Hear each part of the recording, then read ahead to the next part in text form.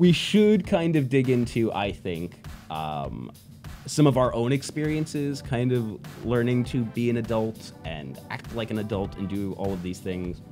I don't know about you guys, not in a huge rush to grow up for most of my life, and kind of eventually coming around to the fact that I have to be like a functional adult and stop like picking fights with people on the internet and dress like a human when I leave my house, and maybe learn to be self-sufficient.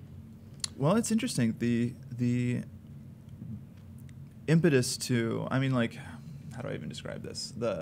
I was freelancing and consulting for a while, and I needed to approach my clients with like a level of professionalism is not the right word. It's like have your shit togetherism. Yeah. You know, like know exactly what is going to happen, like how to produce on time, like what the package is going to contain, and like how you bill for it, and like billing for it, and like the contract and that sort of thing.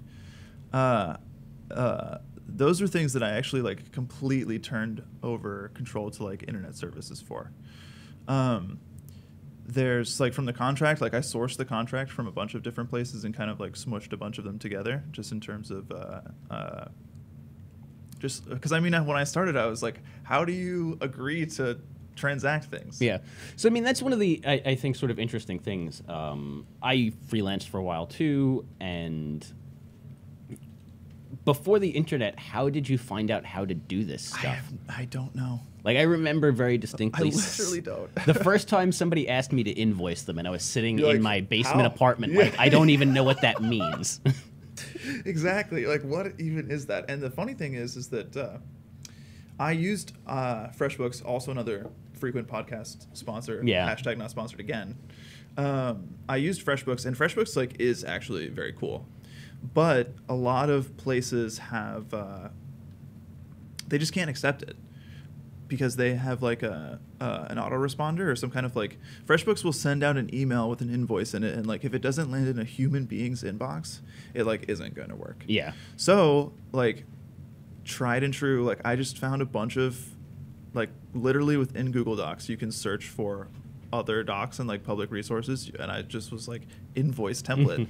And actually there are a bunch of them. They're not the prettiest thing in the world, but they have produced every single time. And it's crazy that that's just like a resource that's like A, baked into Google Docs, B, freely available. And when you combine that with just like a bunch of people kind of donating their contracts, like Yeah. I wasn't able to cross that knowledge gap alone in terms of like how do you go from zero? Yeah. Like what is an invoice? When do you send it? What is the contract? What should be in it? What information needs to be in there? That was just very manual Google searching. Mm-hmm. But once I knew what was required, like finding out, like putting the pieces together to put that, to like make that happen was actually really straightforward. Your Google searches, your how-to Google searches are less embarrassing than mine. I feel like. How do I money? How do I money? Still, I mean, frankly, like still, I feel like it could be even better. Yeah, and I think that's like a good piece of advice too, though, is to look in some of these places that might not seem as obvious. Like, I think people forget that there are templates in Google Docs that you can go search through and use. Also, I mean, Microsoft Word, like, it's so crazy. It sounds like the most 1995 thing to mention on a technology podcast in 2017, but like, you know, Word is actually like kind of expensive, and like for that you get like every kind of like template you could possibly imagine. It is a very useful, very comprehensive program. Resumes, invoices, just everything. Yeah, and you know, I used FreshBooks too for a while when I was freelancing, and it is very pretty. It's very self-contained and all of that. But I think there's something to be said for going and looking at those templates and pulling it all together yourself and actually like getting into like sort of the nitty-gritty details of how it works as opposed to just handing over the keys. I think handing over the keys to somebody to just do it for you once you understand the basics of how it works is fine. Yeah. But actually understanding some of that like inner working and figuring out how it works for yourself is useful. I mean, that's so like FreshBooks falls into a really uncanny valley of things where like I would say tons of internet services actually fall into this category where like if I remember correctly, FreshBooks is $10 a month. I don't remember. It was free when I was using it, or at least for what I was using it for. I didn't have enough billing probably. That is the thing though, is there like so many of these services that will kind of help you offload some of the responsibility that you would kind of like either do personally, like in terms of like having your own filing cabinet and just literally having files in a printer, or having an accountant, something like that. There's really like a disconnect between like how much utility. Like in order to get $10 a month out of FreshBooks, you'd have to be like slinging invoices constantly. And if you are, it is actually very cool, because if you can get that to work, it will organize everything for you, and you like your taxes will be significantly easier. Yeah. But if you're doing like a couple of things a week, like you could probably buy a printer. Yeah. Like if you're a freelance writer who's go to IKEA, go to the Container Store, buy a filing cabinet. Just take care of it. And also, they still make printers. Yeah, those things exist. I don't own one anymore, but I know they exist. They're out there somewhere. You can actually buy printers at Apple stores still. Ooh, there you go, people. Yeah. So we touched on this before, Dana. You've been also kind of learning how to navigate things and become, a little bit more self-sufficient with the aid of the internet. Yeah. So we've actually discussed it a little bit before. Yeah. On the podcast, which Right. is your decision. Yeah, I can't speak today. Decision to learn to cook, which I'm 100% behind, by the way. So it started just as me realizing one weekend that cooking, and I started with a recipe that I had cooked many times, just not in years. Remembering that cooking could be relaxing and fun, and it was a good way to fill up and improve what had been sort of a dreary Sunday for me. I think for whatever reason I wasn't in a great mood that day, but I was in a much better mood after that. And there's a whole other discussion in terms of, this isn't tech related, but in terms of how to be an adult, in terms of how to manage and regulate your own happiness and figuring out what works. But this worked for me. You've got to unplug and do something that's not staring at Twitter all day. I think so, yeah. But so it became me just generally saying, I want to get more comfortable in the kitchen, turned into a pledge to try one new recipe a week. And social media has helped me stay accountable, because I've posted so many weeks in a row that I feel like I need to keep at it. I mean, I watch. I know last week you made mustard and what scones? Cheddar mustard scones. Which I missed out my on, gosh. which I'm very sad about. I'll make more. The problem was I made a batch of 8 and then let my family eat half of them before coming to the office, which was probably not the best idea. I tried one. How dare you let your family enjoy the fruits of your labor, Dana? But yeah, it's been an adventure, and it's been fun. But I have had to make some embarrassing Google searches, among other things. I've also had to buy some gear. Oh, yeah. But I mean, at one point I did Google, how do you separate an egg yolk? I will say it's not an intuitive thing.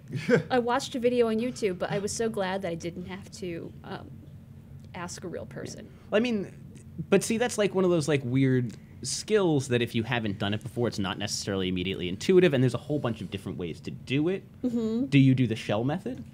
No, I just got my hand dirty. I just... you did the finger method. Yeah. Which is also acceptable. But how great is it that you can just have a relatively anonymous search on YouTube for just like, how do I just do this? Yeah. It's so great. You don't have to like, for me that would be like calling my dad who loves to cook, and I'd be like, how do you separate an egg? And he'd be like, you can't ever call here again.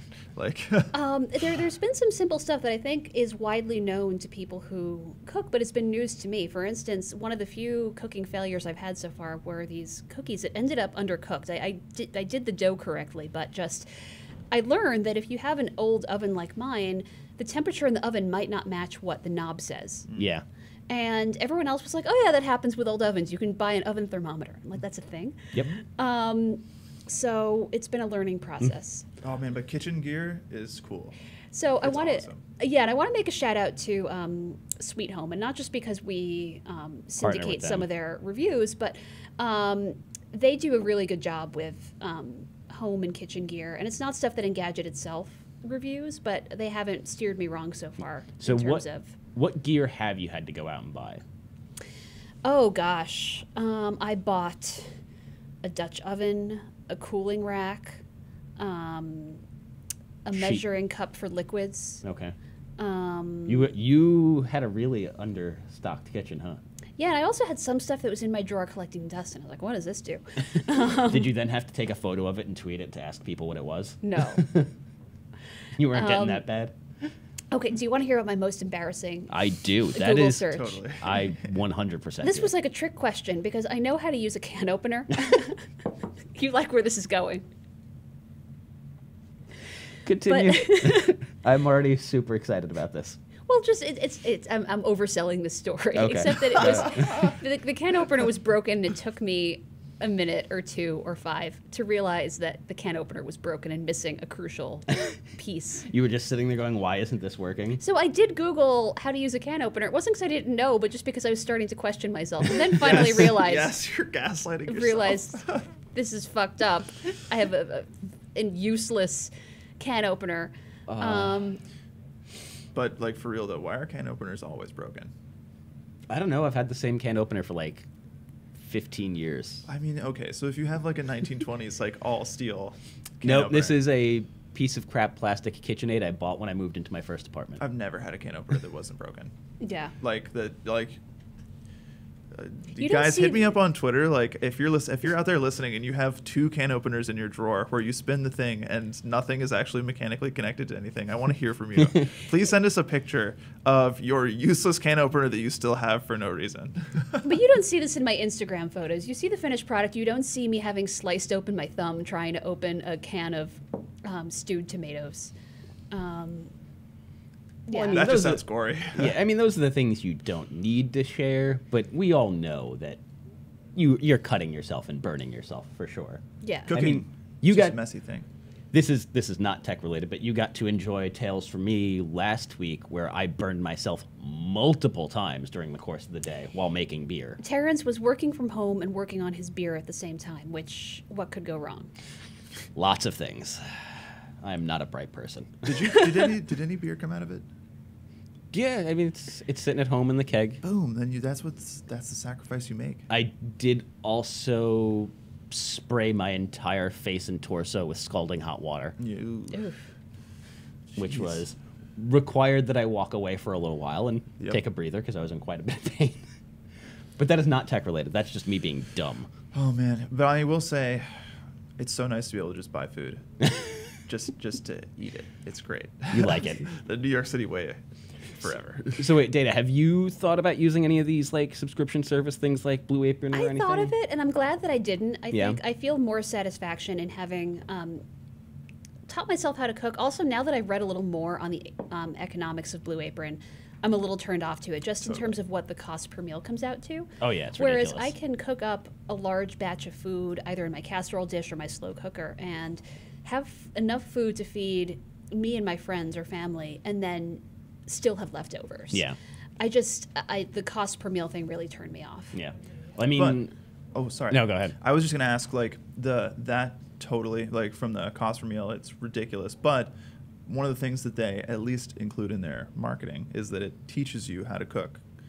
Do you guys think that that's like realistic, or is like, because I've never been a part of one of these subscription things, so I would imagine that if everything comes like diced and in a bag and you just kind of combine it, it Well, doesn't seem very educational. it doesn't come diced and in a bag, I don't think. I think you get like the whole proper ingredients. Like you That's have to do good. the prep, but everything's pre-measured. Okay. What I'll say, I haven't used the service, but I've looked at their recipes because you can find most of the recipes just on their website. And browse through them. The thing I'll say is that the reason I don't think it's really an effective way of learning to cook is that they're straight recipes that don't really explain anything. Gotcha. It is like a IKEA build of materials. Yeah, so like if you already have the basic skills, then you're probably fine. But this isn't, Blue Apron isn't going to teach you the finer points of like searing a steak without, leaving the interior raw. How great would that be, though? Someone mean- comes over to your house and just they're like, I listen. am super curious about certain food gadgets. Like, I'm not at the point where I would use a sous vide to cook perfectly cooked steak, but I think I'll get there at some point. I want to try out something I did like do that for the first time fairly recently. It was delicious. I still never had it. It was delicious. I feel a little bit bad about it. it was a point of pride that I didn't need a sous vide cooker to make a perfect steak. I was like, I know how to cook a steak. I'm handy in the kitchen. I don't need this shit. I could never do that. That's impossible. But I got a really nice, my parents bought me like a really nice like dry aged steak for Christmas, and it was like super thick, and I was like, oh, this is gonna be a nightmare to get right. And I was like, I just don't feel like fighting with it. I have a sous vide. I can throw it in a thing, make sure it's perfectly medium rare, and when it's dinner time, sear it, and I'm just gonna do it. Yeah, and I walked away and went, I'm never gonna do this. Never do that. I'm always gonna. My do this from now embarrassing on. thing though is that if I use that, I'm going to have to Google how do you vacuum seal a bag. So, I was gonna ask about that. See? Because like, I don't know. well, I mean, and this is actually a thing. Nicole that I Lee had reviewed a sous vide for us, and she kind of made that step sound really easy. And I read that and was like, oh, I don't know how to vacuum seal a bag. So I had to Google that as well. But here's why, is because when I got the sous vide, I actually have Nicole's review unit. That's what's sitting in my kitchen Oh, currently. interesting. I see. Because I was doing the Cooking with Watson series for a while before it just became way too much. That got real out of hand real quick. And it was just not a thing we could continue, unfortunately. I would really love to bring it back at some point. What is that? I don't know what that is. So Watson, the IBM Yes. supercomputer, Yes. wrote a cookbook, basically. Oh. They partnered with, I forget the chef's names, two chefs from the International Culinary Institute and somebody else, and basically Watson Gave the okay on. yeah, Watson spit out like a general idea of a recipe, and then the two chefs kind of tweaked it to make sure it made sense, like really ironed out the fine details of like measurements and like did some interpretation on things. I'm upset that like a machine learning platform like knows way more about cooking than I do. So they sent me this book to the office, and I was like, you know what? I'm just gonna cook my way through this book. I'm just gonna grab it, start with page 1, and start cooking everything in it. That worked for about 2 months because all of the recipes in it, like there's some relatively simple ones, but most of them were like, I had to go to the International Culinary whatever, and they like took me in and like taught me things. They were like, so this is how you like create food spheres, and this is how you create olive oil powder. Didn't know that was a thing. Showed me the proper way to use like gelatin stuff. It was every week I was spending minimum 3 to 6 hours like prepping and cooking this one dish, and then would spend another hour to 2 hours photographing said dish, and then it was probably about an hour or 2 of writing to go on top of that. And it was like, oh, I'm spending like 12 hours a week on this one story, and honestly, some of the stuff was not very good. I'm deeply against this. Yeah. But So Dane, I was gonna ask though, like, where did you turn for recipes? Like, I think it's such a hard thing to like. I think in daily life, like people need to like vet recipes. You know? So it's been a combination. The crowdsourcing from friends, family, and coworkers, and coworkers who are my friends, has been really fun because it just is. I can share the results. Terrence has given me a couple recipes, and yeah, so I've enjoyed that. But I've also joined newsletters of places like Martha Stewart, and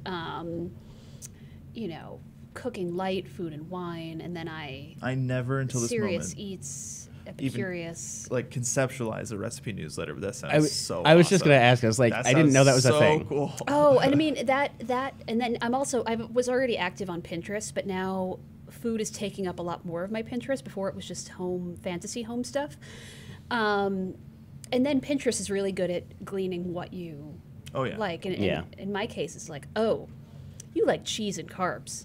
Have some more cheese and carbs with your carbs. Like, see, this is the missing piece. I have never really known what to use Pinterest for personally.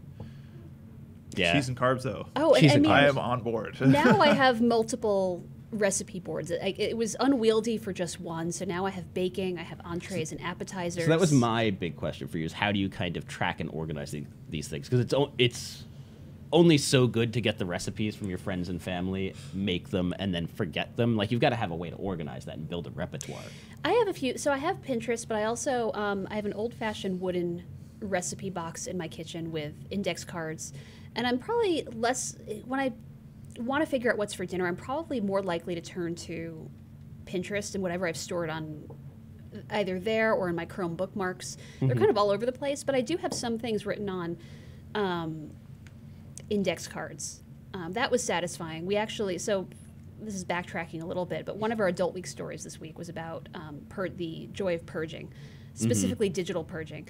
I have been doing some real life purging where I had just torn out recipes from magazines and people had sometimes scrawled them on paper for me. And it was just sitting in a drawer and I wasn't touching any of it. So my hope was that transcribing all of it on neater index cards and putting them in one place would make it a little easier for me. Yeah. I was not about that story. I liked all the other stories. It's not that I didn't like the story. I'm just like so pro hoarding. I think. Are you a hoarder? Oh, not in real life, but in terms of digital stuff, like You just never get rid of anything. it's not that. Well, no. And the I think there's a couple of different reasons about it. I just philosophically was so.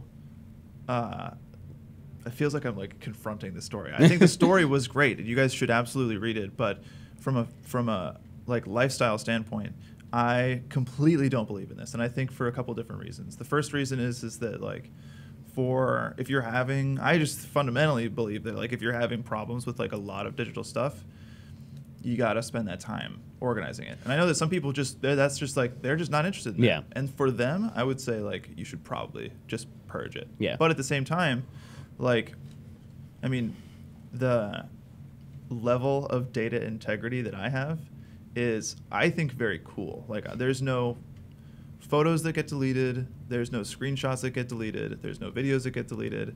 I have basically every if this then that statement. Like, every time I leave and come into Brooklyn, there's a line in a spreadsheet that gets logged. Like, it's all logged and it's all organized. And, like, I think there is a way to do it. Well, I think that's I'm all about the purging, the digital purging. I'm like a weird happy medium between the two of you. But I mean, I think was that's like, no. I think that's sort of a thing you have to come to confront, though, right? Is at Yes. some point you have to say to yourself, what kind of person am I? And I think that's, the piece about digital purging, I think, is largely about Dan Cooper wrote that as well, about kind of confronting the fact that, you know what, I don't really need any of this. Right. It's horribly disorganized. I'm not the guy who's going to tag stuff, put it in folders, keep it organized properly. Oh, yeah. And I mean, coming back to Tagging. Nicole's story about how she's been using services like Stitch Fix, you could also use something like Trunk Club. I think one of my other reasons for not using them is that I would just be accumulating Stuff. more stuff Yeah. when I'm trying to do in real life, not just my digital life, but my physical life, the opposite. Yeah. See, I'm at a place where I'm constantly trying to get rid of some stuff just so I can bring other stuff in. I have like a really like solid like one in, one out policy. That's good. I think that is an adult way of thinking about stuff. But I also have a lot of crap. Like a lot like Yeah. I am not a minimalist. I'm not a guy who moves with a garbage bag. Yeah. Well, I mean, yeah, right now I'm on the very low like number of things front. And yeah, those subscription services are like designed to just fill your house with crap. But digitally, guys, you can just buy. I want to hard drives. hear about your system though. Well, Because I think this is kind of the interesting like adulting part of it. It's like learning to organize all of that. So shit. first and foremost, I think the most important thing is to get a really good handle on the influx of things. So like you've got a couple of places where chaos is going to happen, and that's like your downloads folder and your desktop. And for that, I use like one of the reasons why I just like am so viciously like a Mac user. Viciously? Yeah, viciously a Mac user. That was both English and like cogent. What is a vicious Mac user? Well, I would somebody like if you were like you can either accept this job and use a Windows PC, or you can like be out in the street. I'd be like, I don't know, the street's fine. It's not that bad. Park But bench no. looks cozy. Yeah, exactly.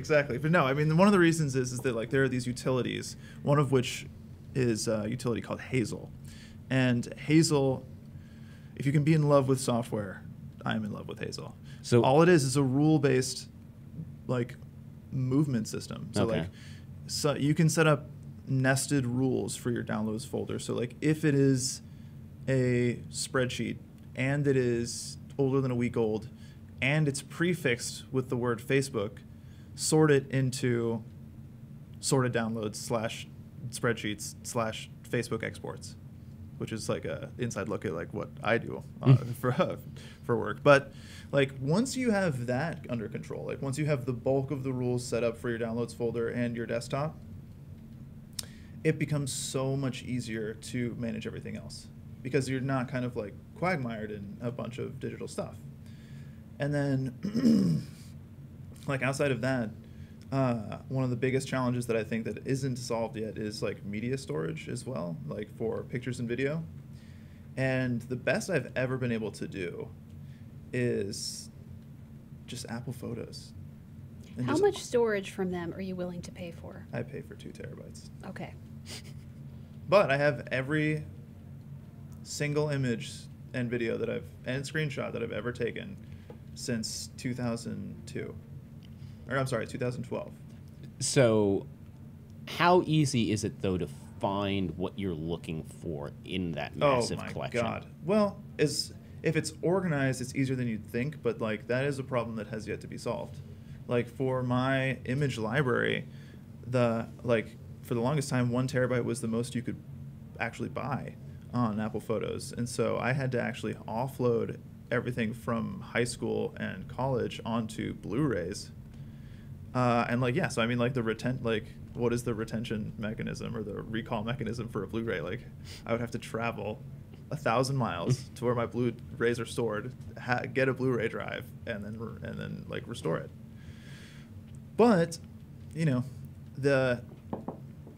if we can get like personal here, if we can go deep on the psychological aspect of this, I think one of the things that spurred on this behavior was the fact that I grew up right in a moment where cameras were garbage. Mm-hmm. Like, there are no childhood pictures of me because like film got really expensive right after I was born, and then like digital cameras were like the absolute worst. Like, it's truly god awful. Mm-hmm. Right up until like I went for college, so like I don't exist. But I mean, if you ask Dan Cooper, that's not a bad thing. Do now. Yeah, that's true. That's true.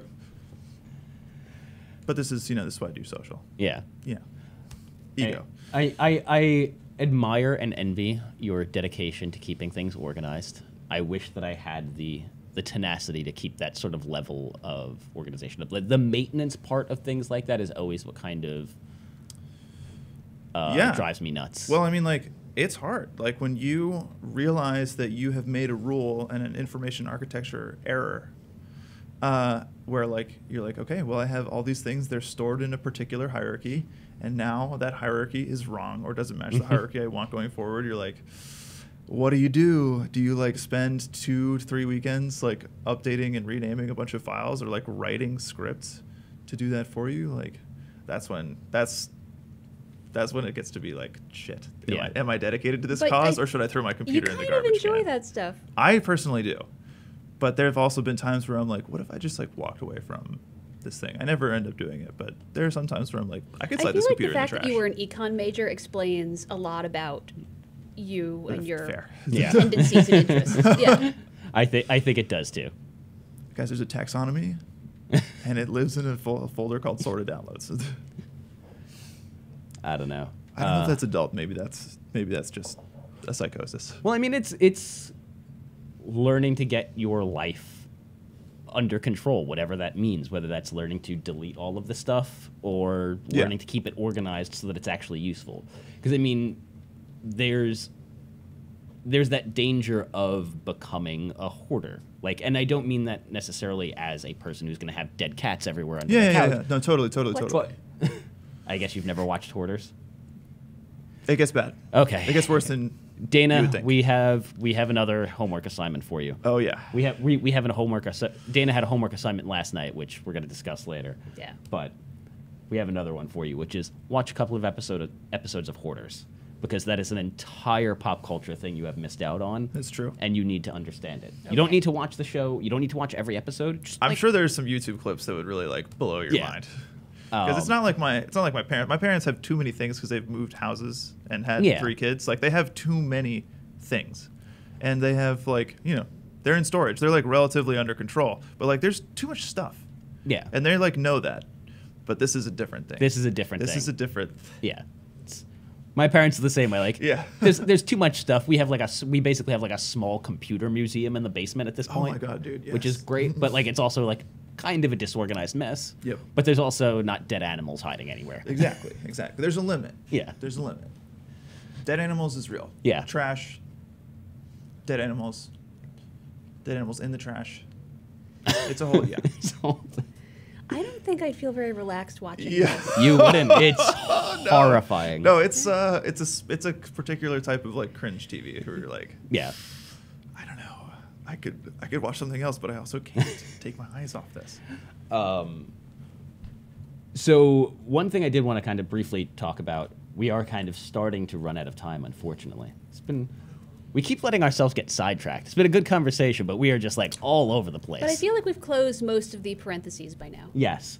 The one thing we did not touch on at all, and since you're here, Evan, I figure you're a good person to kind of talk about this, which is basically like lay some ground rules how to be like a grown-up on Twitter.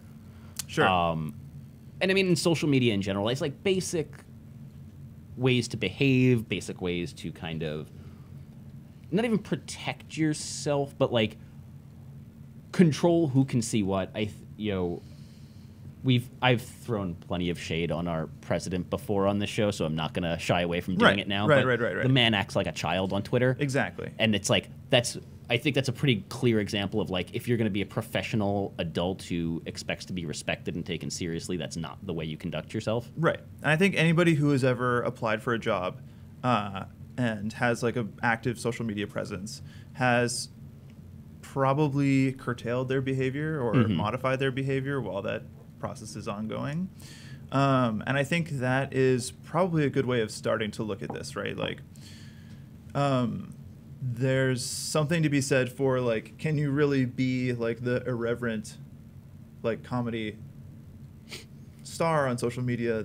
And I'm really talking about like mostly Twitter, but it also comes down to like, are you venting about like coworkers on Facebook? Like that stuff exists, and it's also very hard to maintain privacy controls over everything. That's kind of goes back to like the sprawling kind of digital nature that we live in. Like the only really effective way to be the person that you want to be on social is to just actually be that person. If you have to go back and kind of like do a cleanup round, you're probably not going to find everything. I think the tough thing is that we each have a different red line. So for me, in the periods when I've been single, it's been my dating life. I really don't like to post about that on Twitter, but I'll post about other personal things that I'm really not ashamed for people to see, but maybe that's because I just don't feel that personal. Yeah. Like I don't care if you know I'm binge watching, whatever. No, and I think that it is a tough and it's an ever evolving line. Like somebody just posted, somebody that is just like one of my favorite people ever, posted a picture of him just in his socks, having broken his glass bathroom scale, and like the reality is like that it's like a picture that he took, like probably not wearing anything except butt socks, but like in his bathroom, like conceptually weird picture, but like it's so funny. Like it has such a great caption and is totally innocuous. Yeah, you know what I mean? But yeah, there's also like posting about someone that like there was I forget someone. This was a Vice story, which should not surprise anyone, but someone like live tweeted like a whole round of like Tinder dates that they had, and like go figure. I don't think. I mean, it wouldn't be very fun to be like the other person to be like, oh, interesting feedback that you had on your Twitter account. See, I wouldn't do that. Yeah. Well, I mean, I think that's sort of the thing that people struggle with, and honestly, we all have, I'm sure, said shit on social media that you probably shouldn't have. Like just caught up in the moment. You go, this is me. This is my platform to just vent and say whatever. Yeah. And you say something you probably shouldn't have, or about somebody who's probably going to see it. this is why I truly do.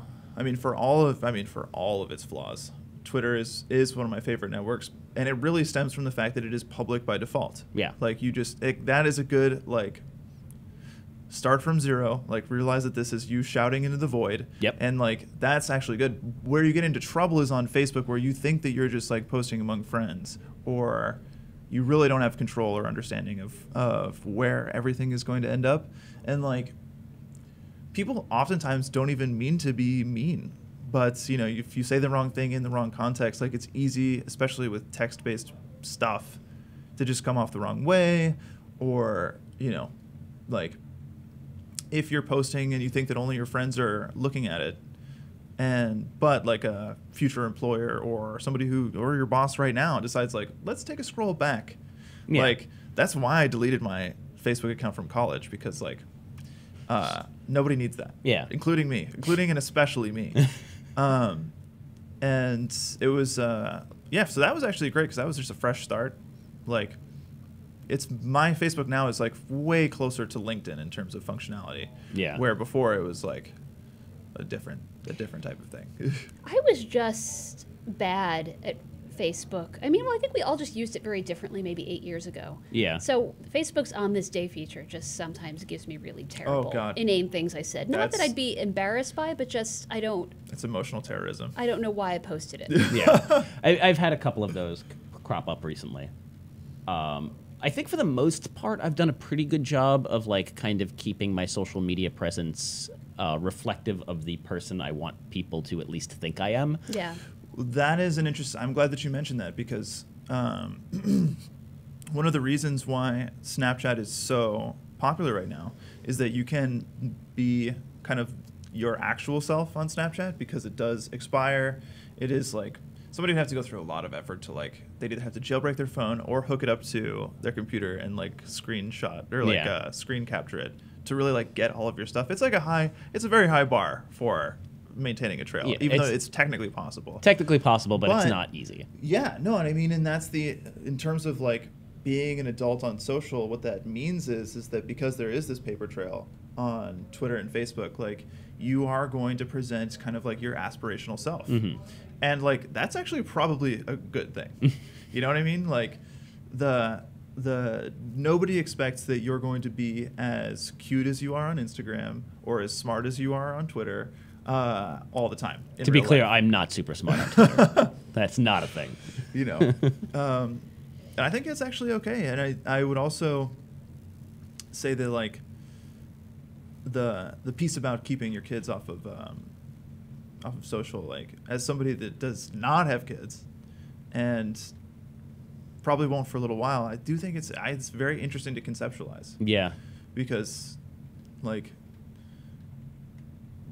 in another way, like maybe that would be like a great solid, like maybe being proactive and like where do you learn, right? Like you learn by making mistakes, and like I don't know, I certainly shouldn't have been trusted to like be on the internet as a 13-year-old. Oh yeah, probably like not. But also my parents didn't like actually know what was the internet. It's not that they didn't know what the internet was, but like I was on like gadget forums and stuff, mm-hmm. like programming forums. Like who knows what happened? No one should, but at the same time, like, you know, you do stupid crap, and God forbid anyone finds those posts. But you know, how do you learn about that stuff? They don't teach about like how to be an adult on social in schools. Like they don't even teach you how to balance your checkbook. No. I mean the social thing that I think is something that probably could and should be taught in schools. I feel like the balancing a checkbook thing, like these are skills that understandably aren't really taught in schools. Where are you going to do that? But I think, you know, some of like the digital literacy stuff, that's something that can probably I would love that. That would be pretty clearly easily be worked into like partially in an English class, or I mean, I'd argue some of it would go into health probably. Yep. So I don't know. I'd love to have a social media component of like a health class. Mm-hmm. That would be so good. Guys, social media is actually bad. Just in case Uh-huh. you wanted to know. It's a terrible place. It's actually not a good invention. It's the worst, but also the best. But also the best. I mean, you can get the dankest memes maybe not on demand, but like pretty close, pretty damn close. And that's got to be worth something, right? Sure, why not? Before we kind of move on to the wind down, any last thoughts on technology and being an adult? Don't be afraid to Google hard. Yeah. I mean, I think that's good advice. Just YouTube and Google exist for a reason. Oh, yeah. And also, you know, there are other humans. Ask Twitter. Don't be afraid to, like, source other people's opinions that way. True. Also, don't get medical advice from the internet. No. Yeah. As someone who gets unwanted opinions on Twitter, even when I am specifically not asking a question, I would say do not ask Twitter questions. Well, I think it depends on what you're asking. If you're not asking a question and you're getting opinions, that's not okay. But if you're asking for specific advice, and as long as you're asking for the right kind of information, Twitter can be useful. I've definitely asked people I don't know where to get this done in my neighborhood. This comes back to the broadcast medium, though. Like, Twitter being inherently public, like maybe not the best place for a question that's like specific like that. Facebook groups are actually like incredibly powerful for that. Yeah. But yeah, like the nature and design of the social network, like, I mean, yeah, you can't see me if you're listening to this like in your car. You can't see me like grimacing at the at the thought of like even solicited opinions sometimes on Twitter. But yeah, small groups can be good. I would never ask Twitter for like their opinion on like how I look or anything like that. Like, don't. But like, you I'll should ask, do that. No, I really don't want to do that. But like, I asked Twitter the other day for advice for trying to pick like a new guitar amp, because the one that I own currently is a giant monstrosity that is way too loud for a one-bedroom apartment, and the other one I have is a cheap piece of crap that probably shouldn't cost more than $5 and is literally unplayable. So it's like, I need a new one. I need a small practice amp. Somebody point me in the right direction, because I have been out of the game on this stuff for quite a long time. Did you get some recommendations? I got a couple of recommendations. I've made my decision, I believe. It is not one of the ones that was recommended to me. But sure, but they got you started. They got me started. Pointed me in a good direction. And I mean, I'm joking around, but I have put out calls for like, you know, what is good on Netflix right now? Yeah. Like, you know, what kind of movies should I watch? And like, ask that sort of thing. That's great. Like, sometimes that works. Other times, you know. The most important piece of advice, though, about being an adult on the internet, just to come back real quick to something you mentioned before, don't go on WebMD. Don't go on WebMD. Don't ever do that. That's just like literally the worst thing you can do. Dr. Google, yeah. Dr. Google's bad, but to Dana's point, though, I will say that like there are lots of there are now, luckily, lots more cool things that you can do. Like, you can have a private Twitter account. Some tools at your disposal are banning and muting people. Mm-hmm. If you're on Tumblr, you know, you can also have private accounts there and keep that to limited people. So there are options, and I would say also, if you are someone who does find like venting on social to be like a therapeutic exercise, just lock that account. Just hit that lock button. And go to town. To be fair, I use Twitter as a way to vent, but I also don't care. It's well, some people have the privilege to do that, and others don't. Yeah, I mean, I don't think I'm saying or doing anything that would necessarily get me in trouble. It's mostly, you know, throwing middle finger gifs at our president. Yeah, I mean, which I'm pretty okay with. You never know. You never know. For Trump 2020, you never know. He might ban you from Twitter. Yeah, it's probably for the better. It probably works out for everybody. Did you have something else to add, Dana? No. Okay. No. You looked like you were about to say something, and you were like, you know what? I'm just gonna let it go. So it's time to move on to the wind down. We're kind of like make some recommendations. Like we said, you know, social media is good for that. We're going to spend a little extra time with Dana, so we're saving you for last. Yay. Okay. Evan, do you have anything specifically you want to recommend to the people? Anything you've been reading, watching, enjoying? So the song that I have had just on repeat is Frank Ocean's Slide. And just as like a social shout out, Genius's head of social, Josh Edwards, that's at Josh U Edwards on Twitter, has some of the best like they're not really explainers, they're like disassembly videos for music, and you guys should check that out. Like, those are good. Cool. Awesome. I'm just going to recommend baseball, just like in all of its forms. The concept of baseball? Just the concept You may of have heard of baseball. It is the best, guys. Last night, well, I guess it'll be 2 nights ago by the time you're watching and listening to this, U.S. won the World Baseball Classic. That was an exciting series. It's a thing that gets shit on a lot, but it's baseball at its finest. Major League Baseball is about to start up. As April comes up, I'm going to be tweeting less about politics and a lot more about baseball. And the Mets. Yeah. So from one thing that nobody cares about my opinions on to another thing that nobody cares about my opinions on. I just searched when was baseball invented. I'm already who knows if this is accurate, but I mean, like, my goodness. I mean, if you want a specific thing, watch Ken Burns' baseball. Like, Ken Burns is excellent in general, but baseball, I think, is like his finest work. I think it's a little bit better than the Jazz one. Definitely better than Civil War. It's just so good. So good. This goes back to being just like an idiot and just Googling, but like, was baseball invented in New York? I have no idea where baseball I was don't know the invented. answer. Google's automated and I would not be surprised. admittedly not accurate in many cases. Card that comes up says that it was invented in New York in 1839. I mean, that sounds like it could be accurate. It could be, but it could also be a deep Reddit troll. Yeah. You never know. It could also be one of those things that's like highly controversial. That's true. We're going to end with you, Dana. Okay. I gave you some homework. Yes, you did. So you want to explain to the people what's going on here real quick? Okay, so anyone who knows me, especially my coworkers, know that there is a long list of pop culture stuff, especially movies, but we covered Hoarders earlier, some TV shows that I have not seen for whatever reason. As this was my idea. You gave me homework, but I actually asked you to, going forward, give me assigned viewing each week and help me catch up, find a movie you feel I should have seen that I can stream on Netflix or Amazon, and I'll watch it. Yeah. So to kick things off this week, you assigned me Jurassic Park. Jurassic Park. Such a good choice, by the way. It was. In terms of all the like classics This you was a could pretty stream. big one. Like, it was pretty high on the list of stuff where if I told, especially men in my life, that I hadn't seen the movie, they'd get angry at me. Yeah. I mean, it's fair. Yeah. Well, what'd you think? I mean, it's okay. Yeah. I mean, so I enjoyed it more than I thought, but it's. I know you guys are attached to it. I think if I saw it as a kid, I would have been either disinterested and or a little afraid.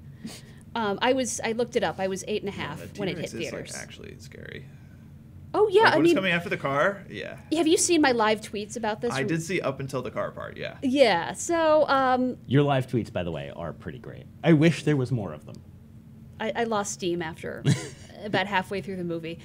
Because there's nothing about the velociraptors in my tweets. It's mostly about.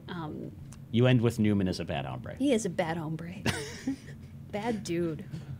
He got everything he deserved. I think my favorite, though, is still just OMG, this T-Rex. Yeah. Just says it all. That's Yeah. just... What did you think about the animatronics? I think they've held up fairly well. I do know that if my parents had permitted me to see this in theaters as a kid, it would have scared the shit out of me. Yeah. But so, I guess my thing about the movie is it feels a little generic to me, even compared to other Steven Spielberg movies. Yeah. It was funny to watch this in 2017 because I was reading it with my smartphone in hand. I was sort of Googling things all through the movie, and I read that Steven Spielberg wanted this to be a sort of sequel to Jaws, except on land. Right. Yeah. And by the way, I haven't seen Jaws. I actually also. I'm sorry, Terrence. I'm sorry. This is why we're doing this recurring Oh segment. my God. Okay, that is your viewing for next week. Do I have to? Anyway, I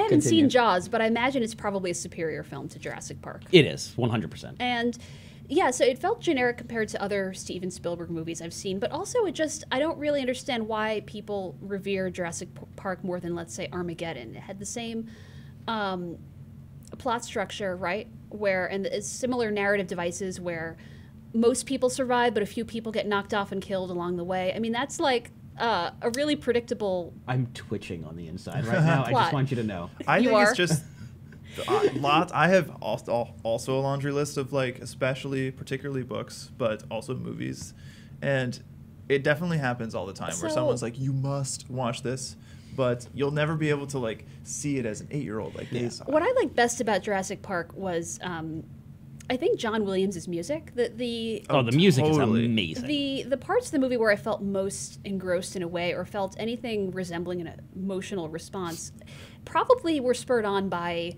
the music. There was not much in the way of character development or good writing, which is important to me otherwise.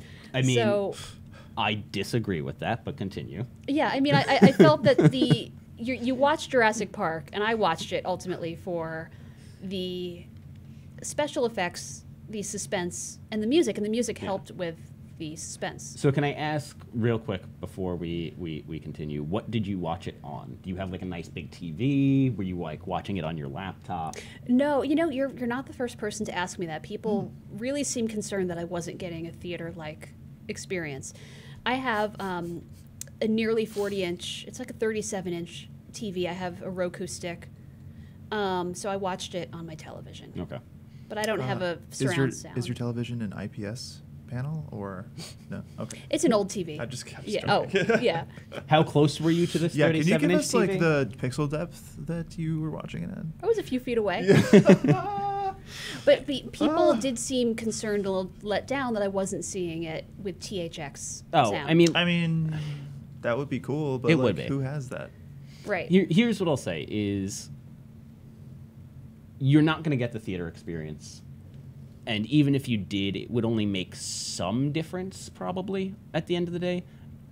I think going to the theater and watching it, having seen it as a child, would definitely bring back memories. It's a very nostalgic kind of thing.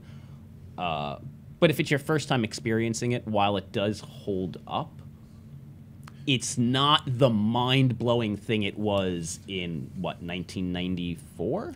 93. So, I mean, ideally, you have like, here, well, not here, but like in Brooklyn, there are a bunch of different theaters that will play classics all the time. That is totally great. But if you don't live in a place like Brooklyn, like, what are you gonna do? Like, unless you have a home theater set up, the new 65-inch OLED, guys, it's only $6,000. It's totally fine.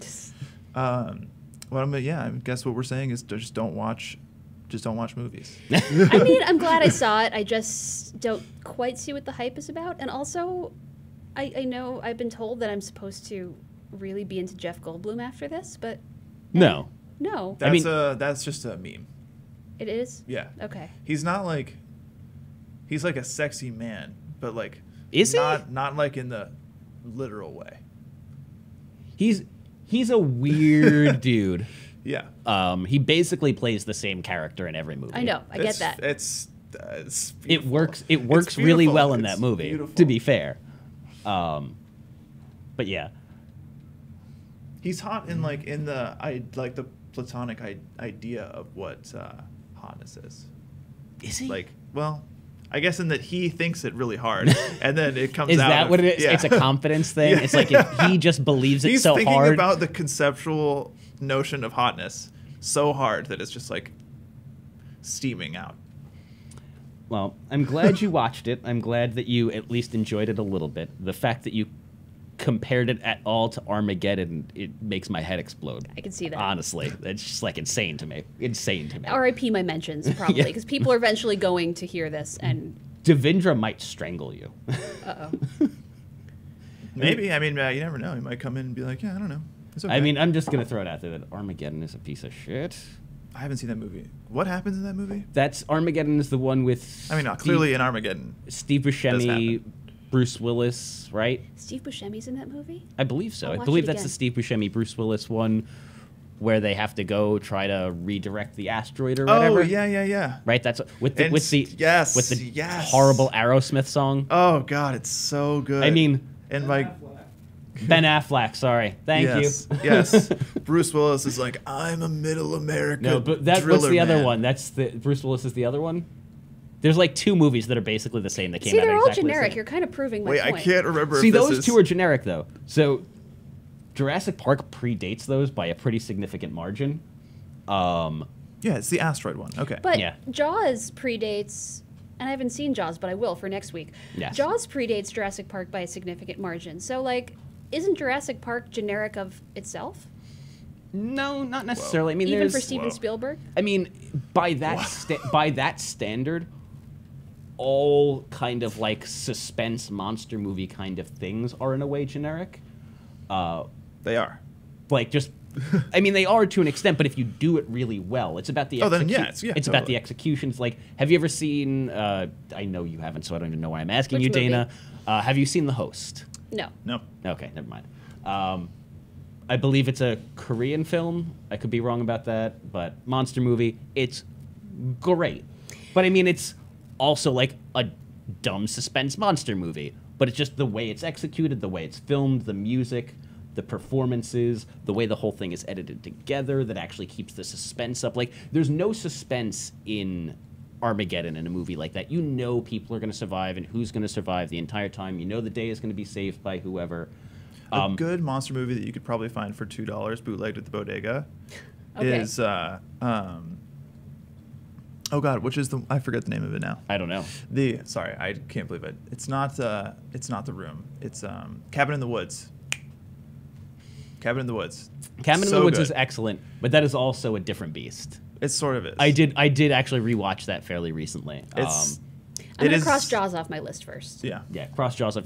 We can do Cabin in the Woods. The Room is very different. The Room is a very different That's movie. very different which than Cabin in the Woods. which also we might have to make Dana watch at some I point. specifically asked Terrence not to give me well- anything too violent or scary, but we're clearly going to start with the Jaws and I mean, if Jaws and Jurassic Park Silence are of the Lambs is coming up. if those are too violent and scary That's for you, good. I mean, those those are all seem great movies. Those though. seem chill. The Room is upsetting. The Room is It's amazing. upsetting. I don't know if I would watch it again. Wait, are you speaking about Room or The Room? The You're speaking of the Brie Larson one, right? Which is Room. yeah, That's a different with movie. the daughter. Yeah, that's a different movie than I'm Yeah, talking yeah, yeah. about. Okay. I'm talking about The Room with Yeah. Tommy Wiseau, which is Oh yes, one of the greatest things definitely. ever made. Yeah. Boy, that's Just worth. trust that's me, worth Dana. your time right That's, there. That is. Okay. Should we open this up to listeners, do you think? Yes. And just have them make nominations for what my assigned viewing should be? Yes, Oh, I that's a think good so. We idea. should open Okay. it up, make suggestions. We'll kind of weed through it. We'll act as the, Once we have some, I will do a Twitter poll, okay. and we'll get some. The qualifications, so I subscribe to Netflix and Amazon. I don't mind spending a few bucks to rent something, but I have to be able to access it through Netflix or Amazon Prime Video. Okay, we can make that Yeah. work. I think that's as good a place to wrap it up as any. Okay. Please send your recommendations and suggestions. You can send them to the podcast. It's at Engadget Podcast on Twitter. You can also send them directly to Dana Woolman. And Oh, thank you. and Thanks. what is your Twitter handle so that people can just spam you with this stuff? It's my full name. It's over now. Full name recently turned off to Twitter eggs, so don't be a Twitter egg, Boom. please. Can they send you recommendations as well for Dana, Evan? Yeah, no, absolutely. It's at Evan Rogers. There is a D in that Rogers. It's Rogers with the D. So there you go. Also, send me recommendations for Dana. I'll help collate these, and we'll figure out what she needs to watch next for her homework assignment. I'm at Terrence O'Brien, lots of E's, no A's. Please subscribe to the podcast in your app of choice, whether that's iTunes, Pocket Cast, Google Play, whatever. Give us a rating because that's, works out for us. More people find the show, and we like it when people listen to the show. It's a good thing.